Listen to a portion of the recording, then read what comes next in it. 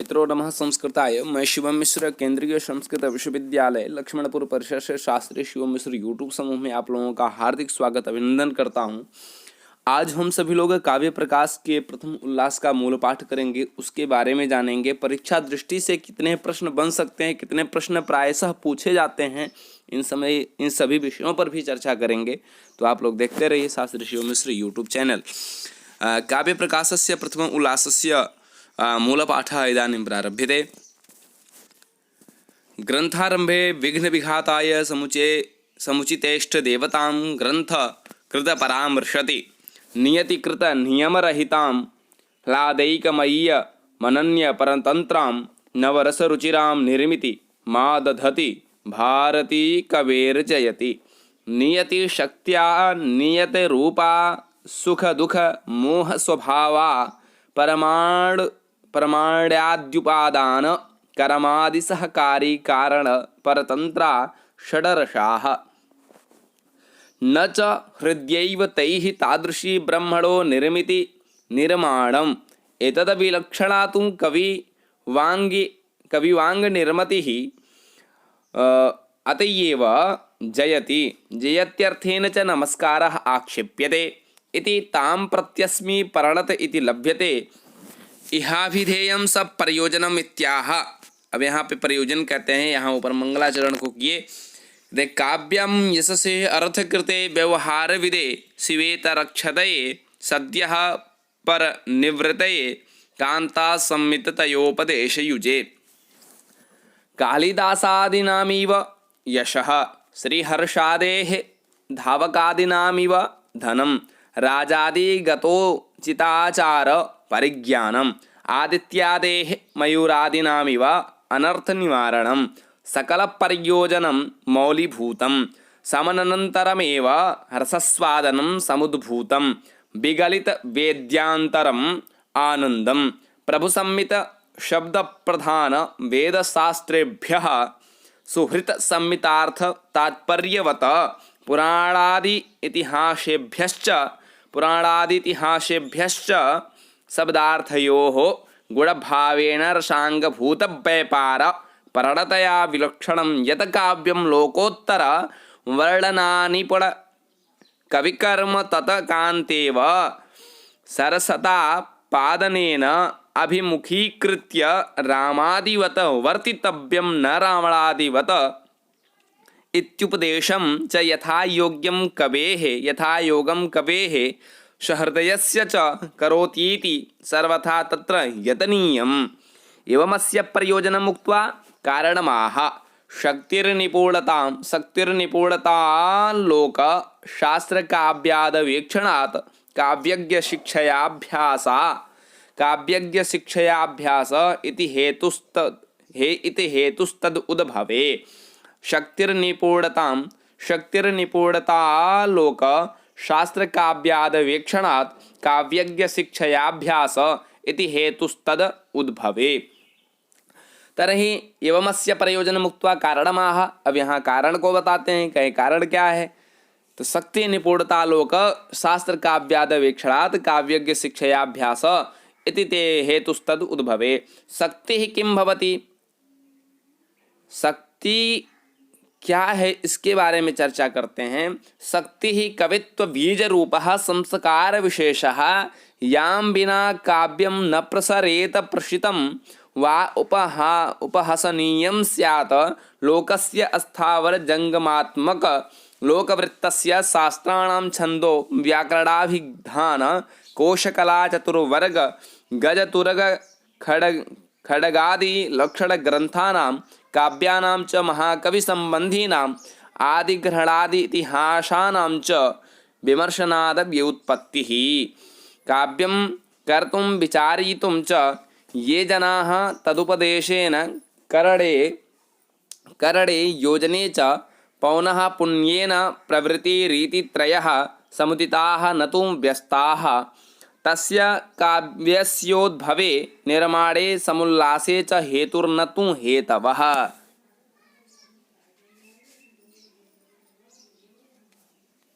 एवमस्य कारणमुक्त्वा स्वस्वरूपमाह।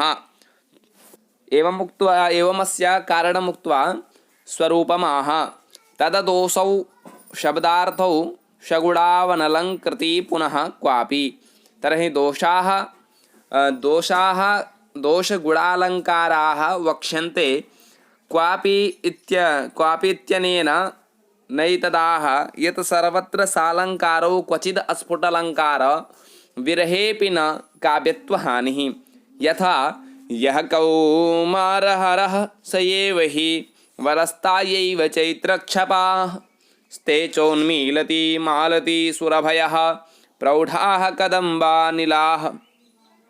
सा चैवास्मि तथापि तत्र सुरतवैपारलीलाविधौ रेवा रोधसि वेतसि तरुतले चेतः समुत्कण्ठ्यते। अत्र स्फुट अलङ्कारः स्फुटो न कश्चिद् अलङ्कारः रसस्य च प्राधान्य अलङ्कारता। तद्भेदान् क्रमेणाः सूत्रं वर्तते। इदम उत्तमम अतिशयिनी व्यङ्ग्ये वाच्याद् ध्वनिर्बुधैः कथितः। इदमुत्तमम् अतिशयिनी व्यङ्ग्ये वाच्याद् ध्वनिर्बुधैः कथितः। इदमिति काव्यं बुधैः वैयाकरणैः प्रधानभूतस्फोटरूप व्यङ्ग्यव्यञ्जकस्य शब्दस्य ध्वनिरीति व्यवहारः कृतः। ततस्तन्मतानुसारी सारिभिरन्यैरपि न्यगभावितवाच्यव्यङ्ग्यव्यञ्जनक्षमस्य शब्दार्थयुगलस्य यथा निःशेषच्युतचन्दनं स्तनतटं निर्मृष्टरागोधरो नेत्रे दूरमनञ्जने पुलकिता तन्वी तवेयं तनुः मिथ्यावादिनि दूतिबान्धवजनस्याज्ञातपीडागमे वापिं स्नातुमितो गतासि न पुनः तस्याधमस्यान्तिकं निःशेषच्युतचन्दनं स्तनतटं निर्मृष्टरागोधरो नेत्रे दूरमनञ्जने पुलकिता तन्वी तवेयं तनुः मिथ्यावादिनि दूतिबान्धवजनस्याज्ञातपीडागमे मिथ्यावादिनि दूतिबान्धवजनस्याज्ञातपीडागमे वापिं स्नातुमितो गतासि न पुनः तस्याधमस्यान्तिकम्। अत्र तदन्तिकमेव रन्तुं गतासीति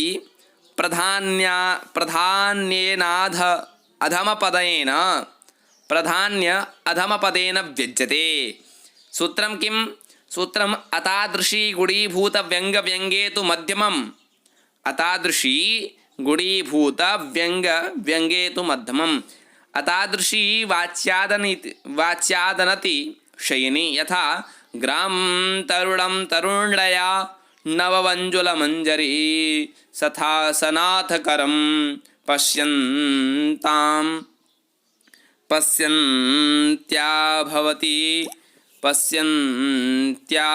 भवति मुहुर्नितरां मलिना मुखच्छाया ग्रामं तरुणं तरुण्या नववञ्जुलमञ्जरी सनाथकरं पश्यन्त्या भवति मुहुर्नितरां मलिना मुखच्छाया।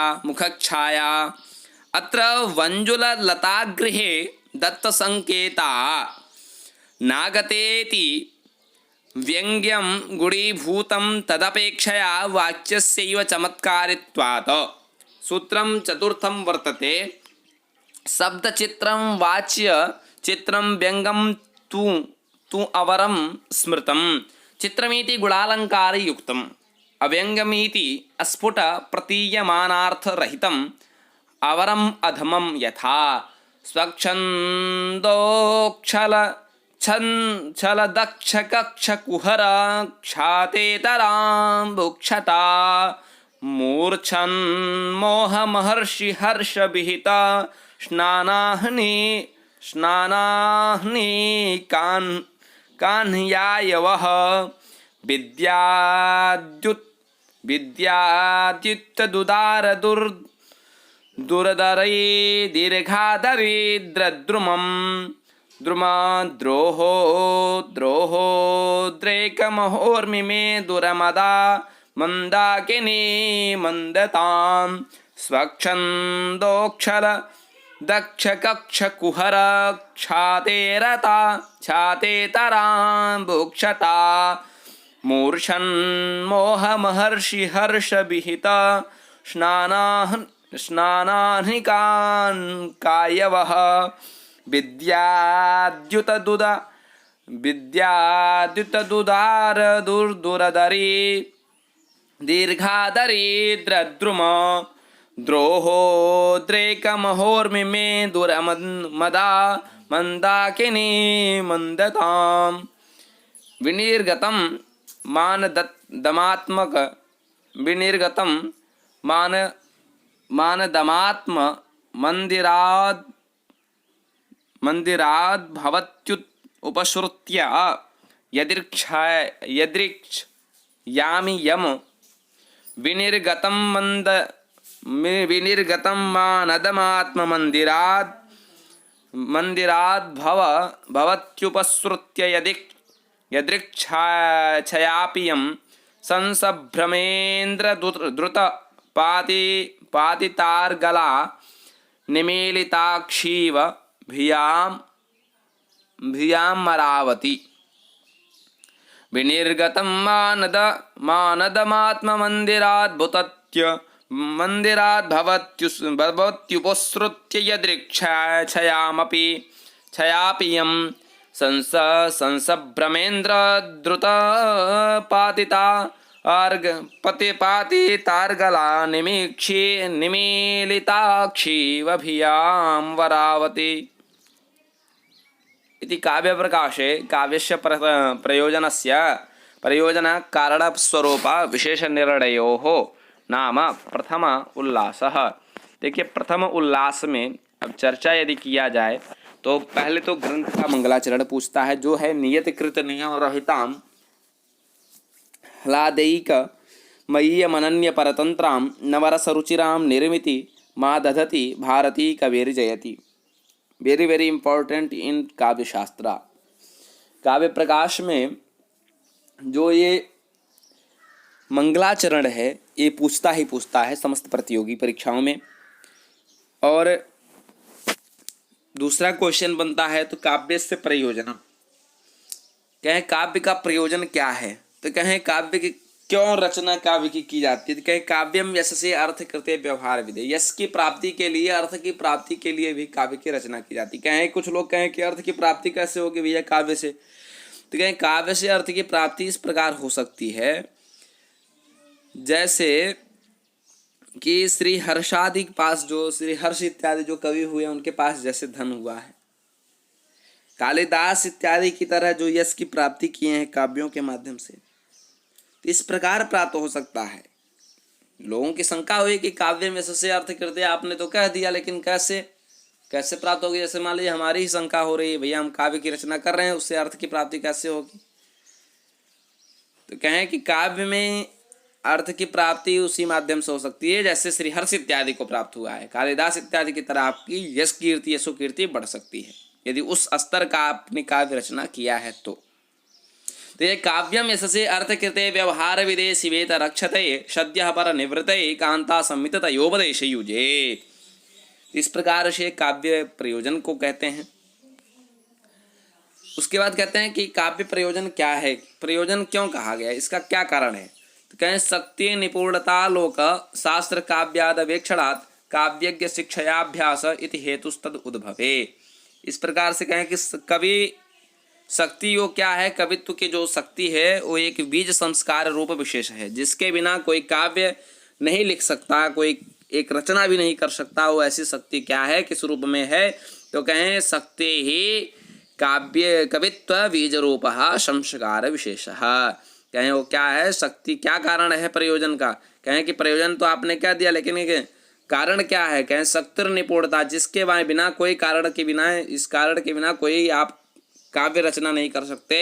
कहें शक्तिर निपुणता लोक शास्त्र काव्यादवेक्षणात् काव्यज्ञ शिक्षाभ्यास इति हेतुस्तदुद्भवे। कहें यही जो है हेतु है, बिना इसके आप कोई कार्य नहीं कर सकते। इसलिए कहें शक्ति क्या है, कहें आपने कारण तो बता दिया कि इसके बिना हम नहीं कर सकते, लेकिन वो शक्ति क्या है उसको हम कैसे जानेंगे। कहें कि शक्ति ही कवित्व बीज रूप संस्कार विशेष। कहें वो शक्ति क्या है, कवित्व बीज रूप संस्कार विशेष है, जिसके बिना काव्य की रचना नहीं कोई कर सकता है, काव्य के प्रचार प्रसार नहीं हो सकते हैं। और यदि आपके अंदर वो कवित्व बीज शक्ति नहीं है तो आपका काव्य उपहासनीय होगा। कहें प्रसृतम वा उपहासनीयम स्यात्। लोकस्य स्थावर जंगमात्मक लोकवृत्तस्य शास्त्राणां छंदो व्याकरणाभिधान कोशकला चतुर्वर्ग गजतुर्ग खड्गादि लक्षण ग्रंथानां काव्यानां च महाकवि संबंधीनां आदि ग्रहणादि इतिहासानां च विमर्शनाद व्युत्पत्ति। कहें कि यदि आपको कवित्व वो शक्ति तभी आपके अंदर जब होगी जब आप महाकवियों के बारे में आप जानेंगे, शास्त्रों का जो है आप अध्ययन किए रहेंगे, व्याकरण इत्यादि जो अभिधान कोश इत्यादि हैं, चतुर्वर्ग कला है, उन कलाओं को जानेंगे। इस प्रकार के जो ग्रंथ हैं, लक्षण ग्रंथ हैं, लाक्षणिक ग्रंथ हैं, काव्य शास्त्रीय ग्रंथ हैं, जब उनको आप जानेंगे, उनके विषय में अध्ययन किए रहेंगे, तभी वो आपके अंदर वो शक्ति आ पाएगी। लेकिन फिर भी कितने लोग ऐसे भी हैं जो शास्त्र का अध्ययन किए हैं, मर्मज्ञ हैं, लेकिन वो शक्ति जो है, जो कवित्व की जो शक्ति होती है, वो हर किसी में व्याप्त नहीं हो पाती। तो इसलिए कहें कि वो शक्ति क्या है, कवित्व बीज रूप संस्कार विशेष है, जिसके बिना काव्य का प्रचार प्रसार नहीं हो सकता।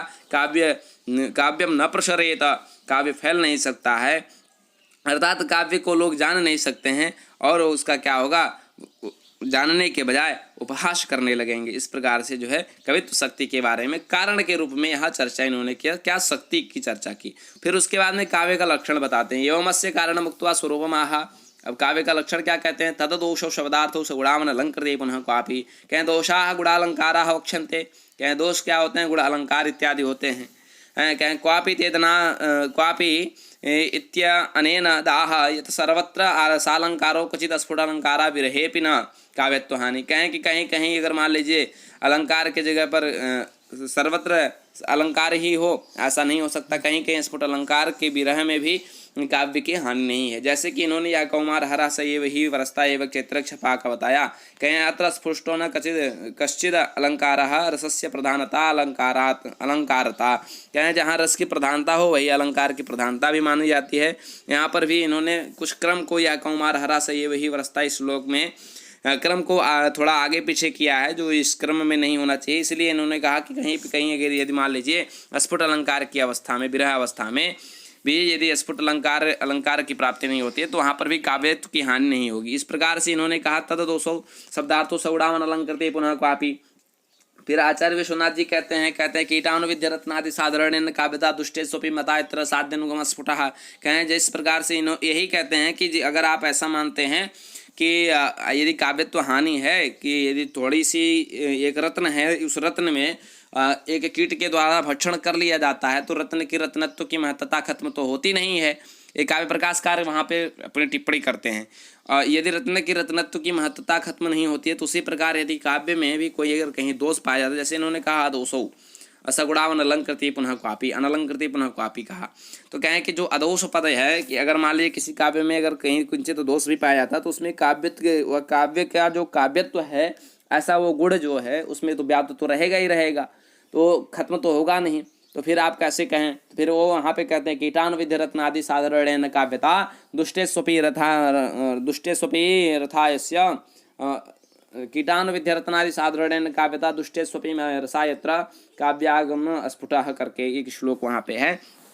तो कहें कि वहाँ पे कीट के द्वारा यदि एक रत्न है, उस रत्न को यदि कीट के द्वारा थोड़ा सा अंश उसको खा लिया जाता है तो जिस प्रकार उस रत्न की महत्ता खत्म नहीं होती है, उसी प्रकार एक काव्य ग्रंथ में यदि कहीं किंचित मात्र दोष पाया जाता है तो दोष जो है इंगित नहीं करना चाहिए, उससे वो काव्यत्व की हानि उसमें नहीं होती है। इस प्रकार से इन्होंने अपना वहाँ पे मत दिया है साहित्य दर्पण में। यदि आप लोग अध्ययन किए हैं शास्त्री में या कभी भी अध्ययन नहीं भी किए हैं, काव्य प्रकाश को यदि अध्ययन किए हैं तो एक बार साहित्य दर्पण को अवश्य पढ़ना चाहिए। साहित्य दर्पण में क्या है कि यदि आप काव्य प्रकाश पहले पढ़ लेंगे, हमारा ऐसा मानना है, तो आप साहित्य दर्पण में इनके मतों को भी समझ सकेंगे और उनके मतों को भी समझ सकेंगे। वैसे नहीं तो लगता है कि विश्वनाथ जी जो है इनके मतों को ही बार बार इंगित कर रहे हैं। तो इसलिए आप काव्य प्रकाश को हो सके तो पहले पढ़ लीजिए, लेकिन पाठ्यक्रम में प्रायः साहित्य दर्पण को पहले पढ़ाया जाता है। तो इसलिए साहित्य दर्पण भी बहुत अच्छा है, अच्छा ग्रंथ है, ये नहीं है कि वो खराब है, वो भी अच्छा है। दोनों में से कोई एक ग्रंथ आप अच्छे से लगा लीजिए तो बहुत अच्छा रहेगा। फिर आगे सूत्र इत्यादि में बताते हैं क्रम से। फिर जो है गुणीभूत व्यंग का, गुणीभूत व्यंग तो मध्यम है क्या क्या है उसके विषय में फिर चर्चा करते हैं। फिर उसके बाद में विशेष करके ये 4-5 टॉपिक आपके यही बनते हैं। काव्य प्रयोजन का हो गया, काव्य का लक्षण हो गया, काव्य का कारण हो गया, काव्य का प्रयोजन हो गया और मंगलाचरण हो गया। इस प्रकार से 4-5 क्वेश्चन आपके इसमें बहुत अच्छे से बनते हैं। आइए हम देखते हैं कारिका और वृत्ति को भी देखते हैं और उदाहरण को देखते हैं। फिर इसको हम अगले पार्ट में चर्चा करेंगे, आपको डिस्क्रिप्शन में लिंक मिल जाएगा। आज के लिए बस इतना ही। और कैसा रहा ये चर्चा परिचर्चा? वैसे भी मैं भी एक छात्र ही हूँ, प्रयास करता हूँ कि आप लोगों तक कुछ ज्ञान का प्रचार प्रसार होता रहे, कुछ जो भी हमारे पास जानकारी है आप लोगों तक पहुँचाता रहूँ, ऐसी मेरी अभिलाषा है। हालांकि जानकारी क्या कैसे, जो गुरु शिष्य परंपरा से जो मैंने कुछ भी ग्रहण किया है, गुरुमुख से जो कुछ ग्रहण किया है, उसको मैं आप लोगों के समक्ष प्रस्तुत करना चाहता हूँ, पहुँचाना चाहता हूँ। यही हमारा श्रेय है, ध्येय है। आप लोगों का आशीर्वाद बना रहे, इसी के साथ विराम लेता हूँ। जय तो संस्कृतम, जय तो भारतम।